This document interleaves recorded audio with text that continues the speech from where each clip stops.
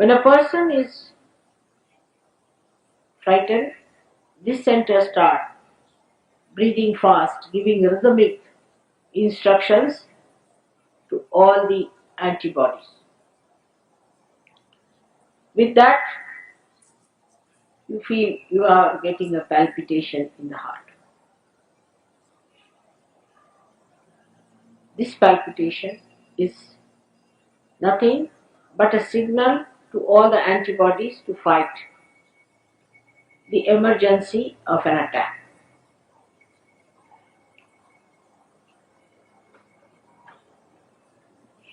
But when somebody builds up insecurity later on in life,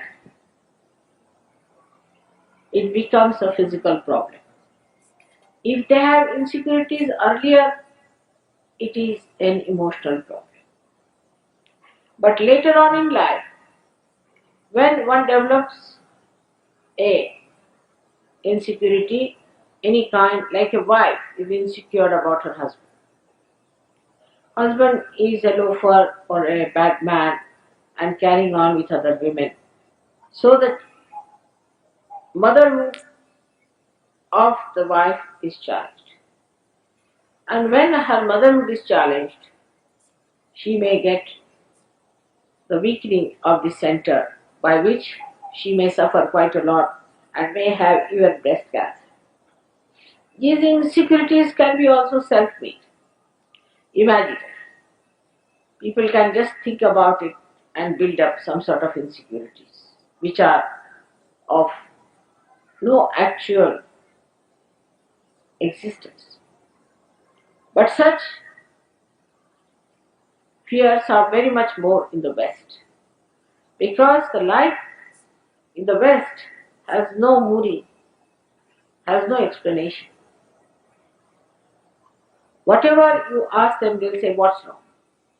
The husband will say, what's wrong in having a key? And the wife will also say, all right, if he wants to have a key, let him have it. In India, no woman would tolerate such a situation. She would starve, she would do everything, but she will never touch a man who has a key.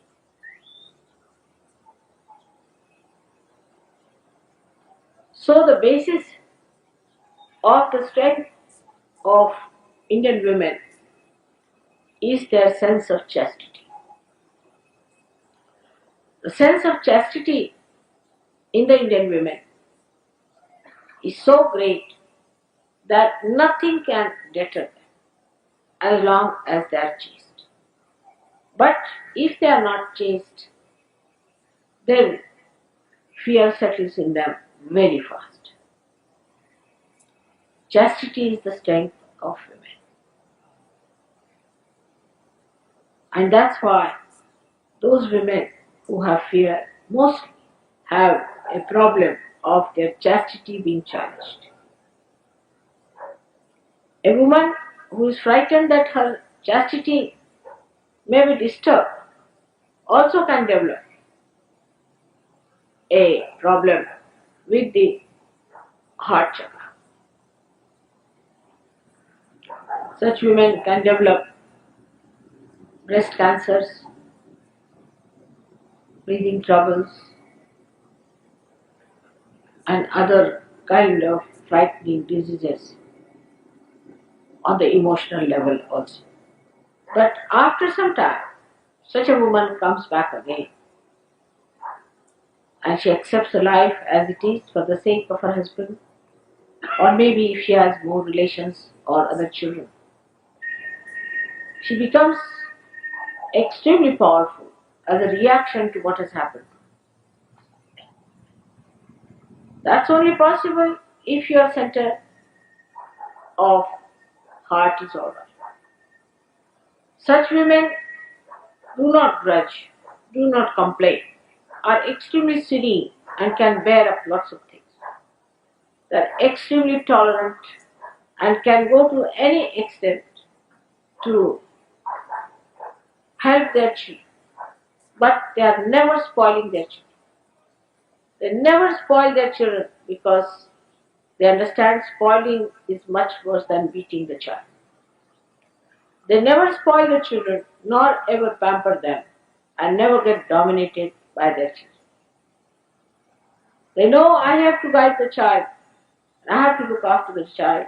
So they look after all the ideals and righteousness and the virtues of the child.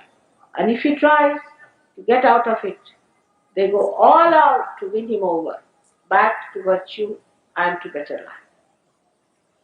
But those people, those women who do not care for actual growth of the child may just avoid it and escape. In the men, this chakra is caught up if they have lost their mother very early, or if their mother by chance is a very cruel woman. Also, this chakra can be caught up by men if they have been to wars and if they have seen frightful things in the war. Such people could be extremely emotional and could be easily befooled by people who try to win over their emotions. This heart center is caught up by various emotional problems in human beings. Husband and wife, if they all the time quarrel, there's always quarreling in the house. Especially if the mother is very dominating, the child develops this center. And if the father is very dominating, the child develops the heart itself. So it is very important that husband and wife should never quarrel in the presence of their child. Center heart can be developed in countries where there's all fear, people are frightened. It can be developed by other things by which people are frightened. Reading books of bad gurus and reading the books about shocking things, like many people who read the Kundalini's book have got center heart because they are so frightened about the Kundalini. Anything that frightens you if you read can make your heart very, very weak and dangerous. So the right side of every human being represents the fatherhood. The fatherhood. And the fatherhood of a man is very important. If this center is spoiled or if there's something wrong with it, then you get asthma as a disease. Asthma is only caused by this center being spoiled or some other combinations with this center. Asthma is very common among girls and boys. And the relationship with the father or the understanding of the father or your own fatherhood is not alright, you get this trouble of asthma, and for that one has to ask the questions to the sadhakas, what sort of a father you have. And one gentleman came and asked me, why everybody is asking me what sort of a father you have, everybody asked me, what about your father, what about your father, what has my father to do with me? Actually everybody feels the right heart and they have to ask about the father, because father resides in the right heart. And the principle of fatherhood, if it is spoiled, if there is a problem with the principle of fatherhood, then you get this problem and many other problems, which I do not want to discuss now at length. But you can understand a person who has no father, how diffident he is and how he behaves. And also such people, those who have not known a father, can become very wayward, licentious or permissive, or could be very much secretly licentious. The people who lose their father do not have that they lack in that discipline that the father gives. Or could be such people who take to a very remorse and unhappy life, or they could be very hard on their children, or could be extremely kind and spoil the children. It could be anything. So it has both the reactions, either too much of love giving or too much of strictness. It can be anything, or a person could be of this kind, may be very strict in childhood and could be extremely lavish in old age. This is the right heart, and the left heart is the mother, actually your own mother, whosoever it is. That is the motherhood, in the sense that if your mother has been extremely unkind and extremely funny, or your relationship with mother is bad, then know that there's something wrong on the left hand, which is indicated in you. So these 2 points are very important in human beings.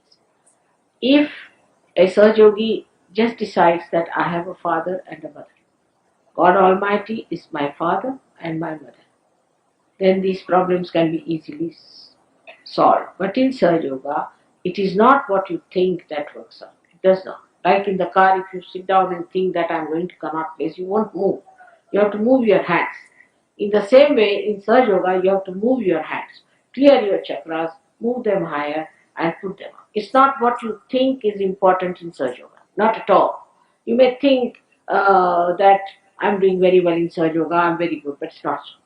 It is what you actually achieve, your ascent is the point. So, as in the car, as I told you, you cannot just sit down and think and do the job. In the same way, you have to run this machine. It is how you manifest it is the point, which very few people understand. Very, very few people understand. It is not just talk, talk, talk, talk, talk, talk, morning till evening. Even when I am talking, now I am opening your heart center.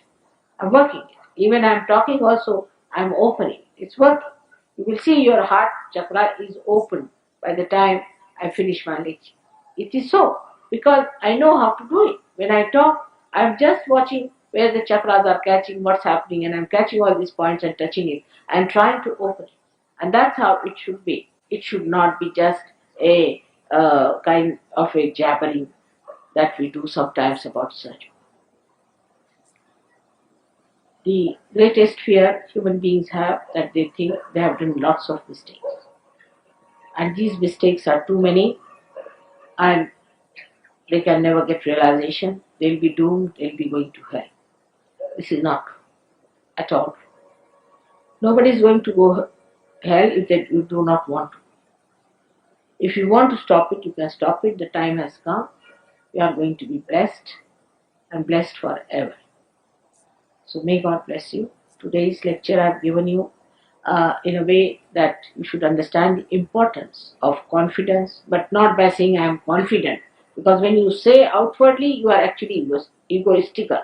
But when you say in your vibrations, then you are confident. May God bless you.